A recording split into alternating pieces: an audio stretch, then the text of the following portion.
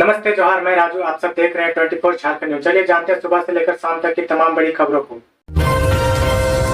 आज ईडी के समक्ष पेश होंगे सीएम हेमंत सोरेन। 200 सवालों की सूची तैयार। मुख्यमंत्री हेमंत सोरेन से रांची ईडी के जोनल ऑफिस में गुरुवार को पूछताछ होगी। पूछताछ के लिए ईडी मुख्यालय से ज्वाइंट डायरेक्टर समेत 3 अधिकारियों की टीम रांची पहुंची है। ईडी ने मुख्यमंत्री हेमंत सोरेन से पूछताछ के लिए तकरीबन 200 से अधिक सवालों की सूची तैयार की है। ईडी ने पहले 3 नवंबर को पूछताछ के लिए मुख्यमंत्री हेमंत सोरेन को समन किया था, लेकिन तब मुख्यमंत्री ने 3 हफ्तों का वक्त मांगा था। बाद में दोबारा मुख्यमंत्री को समन 17 नवंबर को हाजिर होने को कहा गया था। हेमंत सोरेन से पूछताछ के दौरान ईडी दफ्तर में सुरक्षा के भी पुख्ता इंतजाम होंगे। इसके लिए जांच एजेंसी पहले से ही झारखंड पुलिस और सीआरपीएफ को पत्र लिख चुकी है। सीएम हेमंत के देख लूंगा वाले बयान पर बीजेपी का पलटवार। बाबूलाल बोले, मर्यादा में रहिए। पूर्व मुख्यमंत्री बाबूलाल मरांडी ने मुख्यमंत्री हेमंत सोरेन को मर्यादा में रहने की नसीहत दी है। बाबूलाल ने कहा कि मुख्यमंत्री हेमंत सोरेन एक एक को देख लेने की धमकी दे रहे हैं। वे किसको कहां देख लेंगे या उन्हें बताना चाहिए। बाबूलाल ने कहा कि लूट आतंक के खिलाफ आवाज उठाने वाले को जांच एजेंसियों को या न्यायालय को वह देख लेंगे या बताएं। बाबूलाल ने कहा कि याद रहे, कानून के हाथ बड़े लंबे होते हैं। राज्य स्थापना दिवस अवसर पर सरकारी विज्ञापनों में महामहिम राज्यपाल को जगह न देकर अपमानित करने का इतिहास बनाने वाले मुख्यमंत्री हेमंत सोरेन अब राज्यपाल के खिलाफ न्यायालय में शिकायत करने का भी रिकॉर्ड बना लिए हैं। आयोग की अनूठी पहल, जिनके 2 बच्चे हैं केवल वही लड़ सकेंगे नगर निकाय चुनाव। 2 संतान वाले व्यक्ति नगर निकाय चुनाव लड़ पाएंगे। अगर किसी को 2 से अधिक जीवित संतान है तो वो चुनाव लड़ने के लिए योग्य नहीं माना जाएगा। राज्य निर्वाचन आयोग ने इस आशय का निर्देश जारी किया है। झारखंड नगर पालिका अधिनियम 2011 9 फरवरी 2012 से प्रभावी है। इस धारा के उपबंधों के अनुसार 2 से अधिक संतान वाला व्यक्ति नगर पालिका के किसी भी पद का चुनाव लड़ने के लिए अयोग्य होगा। हालांकि उसकी 2 से अधिक संतान यदि 9 फरवरी 2013 या इससे पहले के हैं तो उस पर यह नियम लागू नहीं होगा। हालांकि संतानों की संख्या की परिभाषा में गोद लिए और जुड़वा संतान भी शामिल है। इसके संबंध में प्रत्येक अभ्यर्थी को संकलन फॉर्म की कंडिका 2 के अनुसार स्वघोषणा करनी होगी और उसे नॉमिनेशन पेपर के साथ संकलन करना होगा। अगर कोई व्यक्ति या स्वघोषणा नामांकन प्रपत्र के साथ संलग्न नहीं करता है तो उसे निर्वाची पदाधिकारी के द्वारा तत्काल एक नोटिस जारी किया जाएगा। झारखंड में 2200 असिस्टेंट प्रोफेसर की नियुक्ति फंसी, बनेगा नया आरक्षण रोस्टर, अधिसूचना जारी। झारखंड के विश्वविद्यालय और कॉलेजों में लगभग 2200 असिस्टेंट प्रोफेसर की नियुक्ति में फिर विलंब होने के आसार दिख रहे हैं। सभी बीबी को अब नया आरक्षण रोस्टर तैयार करना होगा। राज्यपाल की स्वीकृति के बाद उच्च व तकनीकी शिक्षा विभाग ने इससे संबंधित अधिसूचना जारी कर दी है, जबकि विधि विभाग द्वारा इससे संबंधित गजट भी जारी कर दिया गया है। इसके साथ ही विश्वविद्यालय में नई व्यवस्था लागू हो गई है। उच्च व तकनीकी शिक्षा विभाग द्वारा अब बीबी को यूनिट मानते हुए अध्ययन रिक्ति में आधार पर आरक्षण रोस्टर तैयार करने का निर्देश सभी बीबी को दिया जा रहा है। सभी बीबी को आरक्षण रोस्टर तैयार कर नवंबर तक विभाग में भेजने के लिए कहा गया, ताकि जेपीएससी द्वारा नियुक्ति प्रक्रिया शुरू की जा सके। उच्च व तकनीकी शिक्षा विभाग द्वारा राज्य में पूर्व से लागू आरक्षण के आधार पर कई दौर की बैठक पर रिक्ति का आकलन का रोस्टर तैयार किया गया था। झारखंड के सबसे बड़े अस्पताल रिम्स पर हर साल 400 करोड़ का खर्च, फिर भी रोज लौट रहे मरीज। बेहतर चिकित्सा सुविधा मुहैया कराने के लिए रिम्स को हर साल 400 करोड़ से अधिक का फंड मिलता है, लेकिन रिम्स में अव्यवस्था के कारण दूर दराज से बेहतर इलाज की उम्मीद लेकर आए मरीजों व उनके परिजनों को परेशानी का सामना करना पड़ रहा है। रोजाना 150 से 200 मरीजों को बिना परामर्श निराश लौटना पड़ता है। राज्य के विभिन्न जिलों के रिम्स में प्रतिदिन करीब 2500 मरीज ओपीडी में परामर्श लेने आते हैं। वहीं 1600 से 1700 मरीजों को विभिन्न वार्डों में भर्ती कर इलाज किया जाता है। रिम्स के डॉक्टर कर्मचारियों पर लगे आरोपों के संस्थान की छवि खराब हो रही है। डॉक्टरों पर मरीजों से पैसा लेकर जांच करने, भर्ती कराने, बेड उपलब्ध कराने और ऑपरेशन कराने तक का आरोप लग चुका है। हाल ही में सीटीबीएस विभाग में मरीजों ने डॉक्टर पर इलाज के एवज में पैसा मांगने का आरोप लगाया था। मामले में एक डॉक्टर को निलंबित भी किया गया है।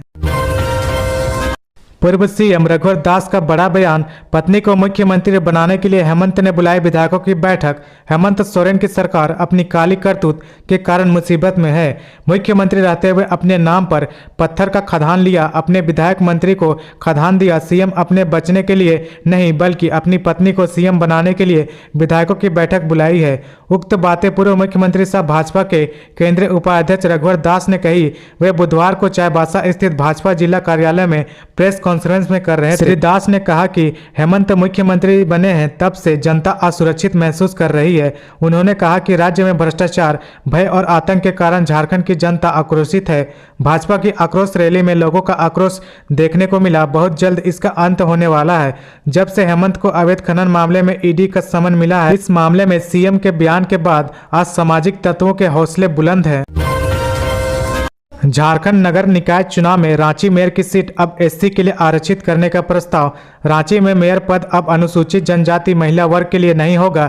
इस बार के निकाय चुनाव में इसे बदला जा सकता है। जानकारी के अनुसार आरक्षण रोस्टर में रांची मेयर का पद बदलकर अनुसूचित जाति यानी एससी वर्ग के लिए करने का प्रस्ताव है। इसे अनुसूचित जाति वर्ग के लिए ओपन सीट भी कह सकते हैं, यानी यह पद किसी महिला या पुरुष के लिए आरक्षित नहीं होगा बल्कि अनुसूचित जाति वर्ग के महिला या पुरुष कोई भी प्रत्याशी चुनाव लड़ सकेंगे। प्रस्ताव पर सहमति मिलने के बाद इसे लागू कर दिया जाएगा। सुबह 11-12 बजे सीएम हेमंत सोरेन पहुंच सकते हैं ईडी कार्यालय। बढ़ाई गई सुरक्षा। अवैध खनन मामले में ईडी की ओर से जारी समन के आलोक में मुख्यमंत्री हेमंत सोरेन 17 नवंबर को पूछताछ के लिए जांच अधिकारी के समक्ष हाजिर होंगे। गुरुवार सुबह 11 बजे सीएम के ईडी कार्यालय पहुंचने की संभावना है। मुख्यमंत्री को पहली बार 1 नवंबर को समन भेजकर 3 नवंबर को पूछताछ के लिए ईडी कार्यालय में हाजिर होने का निर्देश दिया गया था। हालांकि उन्होंने हाजिर होने के बदले 3 सप्ताह का समय मांगा था। ईडी ने इस बार विचार करने के बाद 9 नवंबर को दूसरी बार समन भेजकर 17 नवंबर को हाजिर होने का निर्देश दिया है। रांची के हिनू चौक ईडी कार्यालय के समीप धारा 144 लागू, चप्पे चप्पे पर सुरक्षा बल तैनात। रांची सदर अनुमंडल अंतर्गत आज यानी 17 नवंबर को विभिन्न संगठनों दलों द्वारा धरना प्रदर्शन व जुलूस का आयोजन किए जाने की संभावना है। इसी क्रम में एयरपोर्ट रोड हिनू स्थित ईडी कार्यालय के आसपास विभिन्न संगठनों द्वारा धरना प्रदर्शन व जुलूस आयोजन किए जाने का प्रयास किया जा सकता है। इसी परिक्षेत्र में विधि व्यवस्था एवं सुरक्षा व्यवस्था संभालने के लिए डीसी सह जिला दंडाधिकारी रांची एवं वरीय पुलिस अधीक्षक के द्वारा दंड अधिकारियों एवं पुलिस पदाधिकारियों के साथ साथ पुलिस बलों की परिनियुक्ति की गई है। पटना और रांची में कंस्ट्रक्शन कंपनी के 1 दर्जन ठिकानों पर आईटी की छापेमारी। नेताओं के निवेश के मिले संकेत। पटना और रांची में गुरुवार की सुबह में कंस्ट्रक्शन कंपनी के 1 दर्जन से ज्यादा ठिकानों पर इनकम टैक्स रेड हुई है। इसमें कई महत्वपूर्ण दस्तावेज भी मिले। सूत्रों का कहना है कि इसमें नेताओं के निवेश के भी कई कागजात मिले हैं। आयकर विभाग की ओर से इसकी जाँच की जा रही है।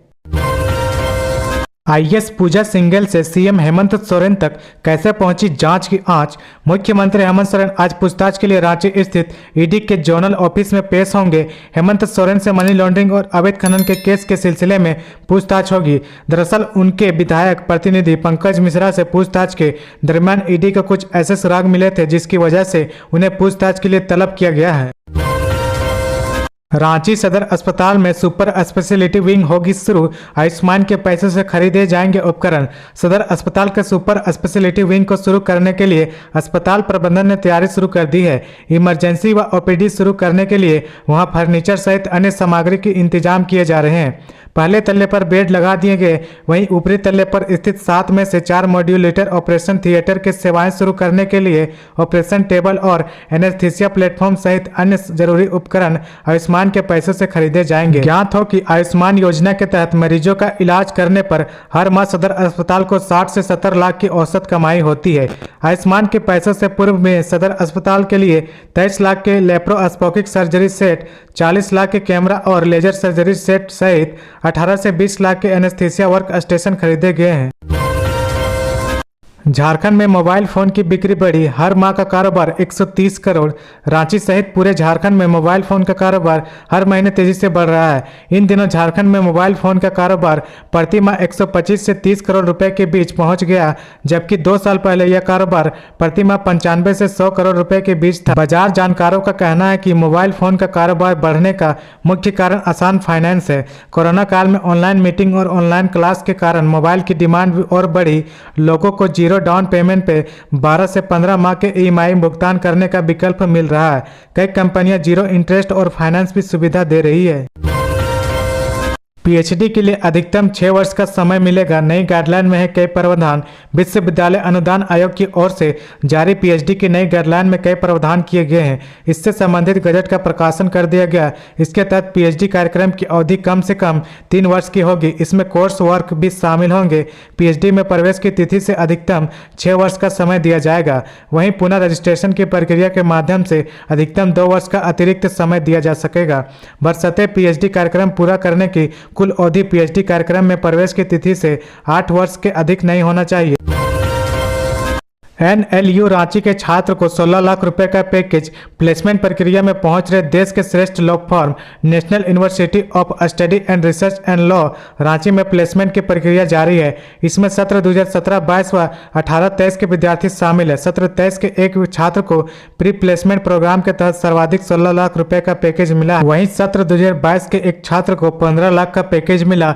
इस वर्ष एनएलयू में आयोजित प्लेसमेंट ड्राइव में सिविल सा criminal law of firm, commercial law firm और कॉर्पोरेट लॉ फर्म की संस्थाएं पहुंची है। तो ये थी आज की झारखंड की टॉप बड़ी खबरें। इसी तरह झारखंड की हर छोटी सी बड़ी खबर देखने के लिए आप हमारे चैनल 24 झारखंड न्यूज को सब्सक्राइब करके बेल आइकन प्रेस कर ले, जिससे आपको झारखंड की हर छोटी सी बड़ी खबर की अपडेट आप तक पहुंचता रहे। तो आज के लिए बस इतना ही। हमें दीजिए इजाजत, फिर मिलते हैं नेक्स्ट न्यूज।